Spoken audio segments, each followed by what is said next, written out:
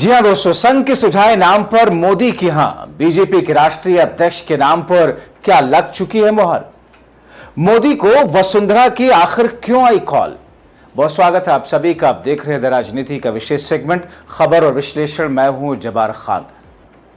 दोस्तों, तो क्या वाकई जो लंबे समय से अभी तक संघ और मोदी शाह के बीच में भारतीय जनता पार्टी के राष्ट्रीय अध्यक्ष के नाम पर सहमति नहीं बन पा रही थी, अब सहमति बन चुकी है। और आखिर जो सहमति बन चुकी है, क्या उसमें अमित शाह की भी उतनी ही सहमति है जितना कि मोदी की है? तो फिर अब इस नाम का ऐलान कब होगा? क्या बिहार विधानसभा चुनाव के बाद इस नाम का ऐलान किया जाएगा? और आखिर वो कौन से नाम हैं जिनको लेकर के चर्चा चल रही थी और जो सबसे ज्यादा दावेदार माने जा रहे थे, मगर कौन सा वो नाम जिस पर मोहर लगती हुई दिख रही है? विस्तार से आपको बताते हैं दोस्तों।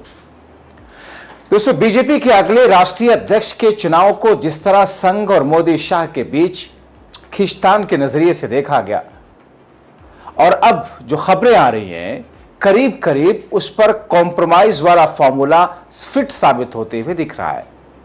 और एक कॉम्प्रोमाइज जाहिर है संघ ने तो किया नहीं है, मतलब झुकना तो मोदी को पड़ा, मगर क्या रहा है कॉम्प्रोमाइज का फॉर्मूला?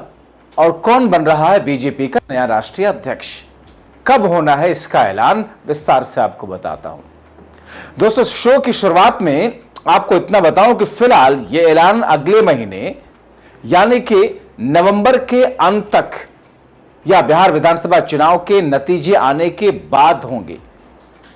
जैसा कि आप जानते हैं कि बीजेपी के मौजूदा राष्ट्रीय अध्यक्ष जेपी नड्डा का कार्यकाल पहले ही बढ़ाया जा चुका है। पार्टी के भीतर यह सवाल है कि नया अध्यक्ष कब तक चुना जाएगा और इस महत्वपूर्ण पद पर बैठेगा कौन। उधर बीजेपी अध्यक्ष का चुनाव बिहार विधानसभा चुनाव के बाद होने की संभावना अब जताई जा रही है। यानी कि दोस्तों, लगभग जिन नाम को लेकर के, वैसे भारतीय जनता पार्टी में चुनाव की राष्ट्रीय अध्यक्ष के लिए चुनाव की कोई बहुत आधिकारिक तौर पर परंपरा नहीं है। यहां पर किस तौर पर राष्ट्रीय अध्यक्ष नियुक्त किया जाता है, कैसे चुना जाता है, कौन उसको फाइनलाइज करता है, एक अलग ही तरह का हिसाब किताब है। तो ऐसे में कहा जा रहा है कि बिहार विधानसभा चुनाव तक इंतजार कर लीजिए। हालांकि पहले बीजेपी की तरफ से ऐसे संकेत थे कि बिहार चुनाव से पहले ही नया अध्यक्ष बीजेपी को मिल जाएगा। फिलहाल यह संभव इसलिए नहीं लग रहा क्योंकि अब बिहार चुनाव का ऐलान, तारीखों की घोषणा कभी भी अक्टूबर के महीने में हो सकती है। आप जानते हैं जेपी नड्डा जो कि मौजूदा वक्त में रबर स्टाम्प के तौर पर 2020 से इस पद पर बने हुए हैं, उनका कार्यकाल 2024 के लोकसभा चुनाव से पहले खत्म हो गया था, बढ़ा दिया गया था। इस विस्तार ने पार्टी के भीतर कई सवाल खड़े किए थे और एक बार नहीं बढ़ाया गया था, कई बार उनको विस्तार दिया गया। अब एक बार फिर से ये सवाल उठ रहे हैं कि आखिर उनको लगातार विस्तार, उनके कार्यकाल के बढ़ाए जाने के पीछे के कारण क्या थे?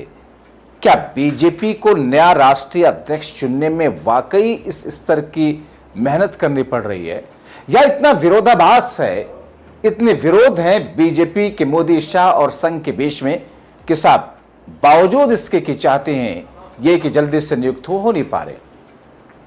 दोस्तों, राजनीतिक गलियारों में बीजेपी के राष्ट्रीय अध्यक्ष के पद के लिए कई बड़े नेताओं के नाम चलते रहे। आपने अलग अलग मीडिया प्लेटफॉर्म पर कई सारे नामों के बारे में चर्चाएं सुनी, कुछ के बारे में कहा गया कि साहब इनका नाम फाइनल हो गया, मगर हर कोई जानना चाहता है कि अगला अध्यक्ष कौन होगा। यह पद बीजेपी में बहुत ताकतवर माना जाता है। यह और बात है कि मोदी शाह की बीजेपी में इस पद का कोई महत्व नहीं है, क्योंकि मोदी और शाह ने जो फाइनल कर लिया, बीजेपी का राष्ट्रीय अध्यक्ष उसे एग्जीक्यूट भर कर देता है।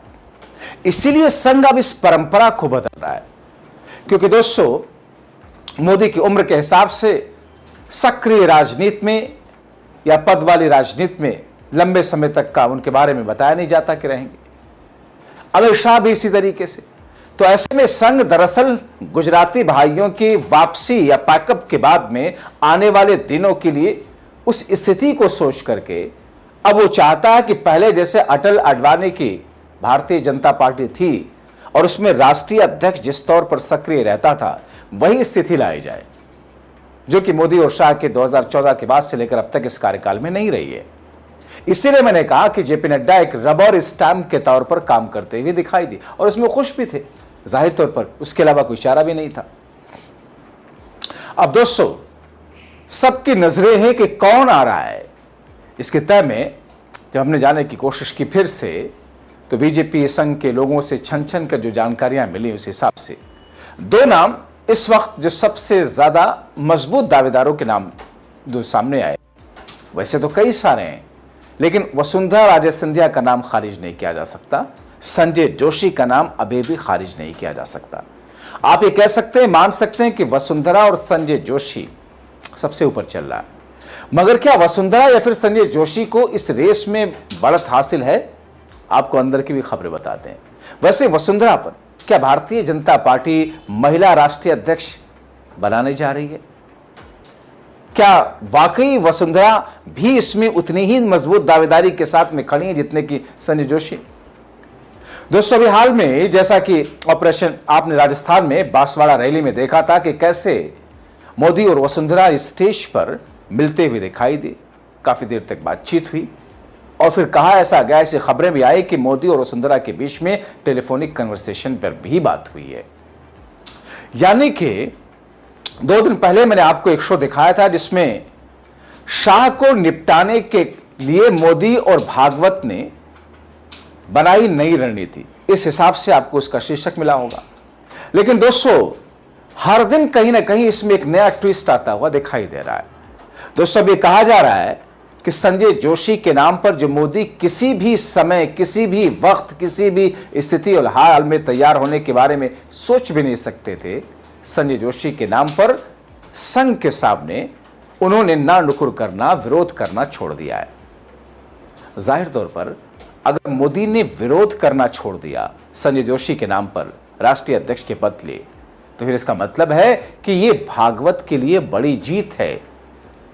और मोदी दरअसल वसुंधरा राजे सिंधिया को एक्सेप्ट करके, दरअसल क्योंकि वसुंधरा राजे सिंधिया से शाह का 36 का आंकड़ा माना जाता है, मोदी का संजय जोशी का, तो ऐसे में शाह को साइडलाइन रहते देते हुए मोदी ने संघ के साथ में जिस तौर पर स्थिति को सामान्य किया है, जिसमें संजय जोशी एक्सेप्ट हो चुके हैं।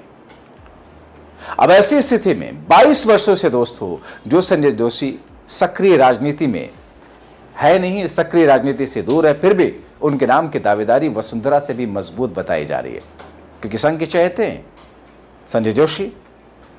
अब कहा यह जा रहा है कि मोदी को वसुंधरा और संजय जोशी दोनों से कोई आपत्ति नहीं है। कहा ऐसा भी जा रहा है कि बिहार चुनाव के बाद इस नाम दोनों में से एक का नाम का ऐलान होगा। अब चुनाव आयोग की टीम बिहार में है, आप जानते हैं आने वाले हफ्ते में चुनाव की घोषणा की बात कही जा रही है। ऐसे में बीजेपी के राष्ट्रीय अध्यक्ष के ऐलान पर फैसला फिलहाल मुश्किल है।